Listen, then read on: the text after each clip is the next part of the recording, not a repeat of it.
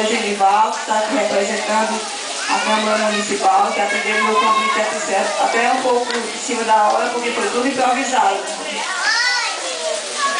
Dizer assim a vocês que eu estou muito feliz de estar dando início a esse projeto de Educação Infantil 2, né?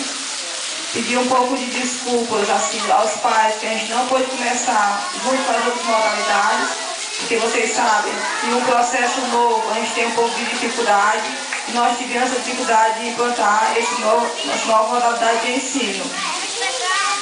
Eu digo novo porque até a gestão passada, as crianças de 2 anos e até algumas de 3 anos, elas ficavam fora da escola. Só era matricular as crianças que completavam 3 anos até o dia 31 de março. Ou seja, quem completava 3 anos no dia 1º de abril, já ficava fora da escola até o ano seguinte. Dizer aos pais também, que eu sei que alguns ficaram um pouquinho angustiados, né, por conta das suas crianças serem pequenas e vir para a escola, que nós temos toda uma equipe preparada para receber os filhos de vocês, da melhor forma possível, dando todo o amor, carinho, né? E o compromisso de vivenciar com eles esse mundo fantástico que é o mundo da educação.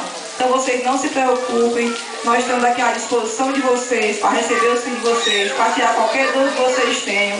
Tem a equipe de educação infantil, que é representada aqui pela Edilonete, que está à frente da educação infantil lá na secretaria. Temos aqui também a Márcia, que é coordenadora da escola, que estão aqui à disposição de vocês.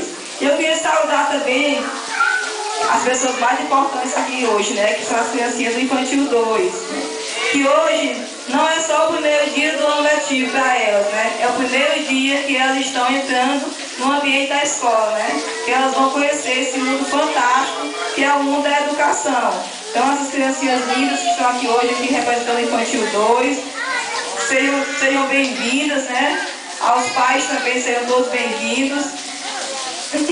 Queria também aqui agradecer, né, ao nosso prefeito Marcos Prado, que foi ele que deu o aval e todo o suporte para que a gente começasse essa nova modalidade de ensino. E no mais, pessoal, eu queria colocar à disposição de vocês. Eu estou lá na secretaria, qualquer um que quiser perguntar, tiver qualquer dúvida, alguma reclamação, alguma sugestão, também algum elogio, tá certo? Bom dia, sejam todos bem-vindos.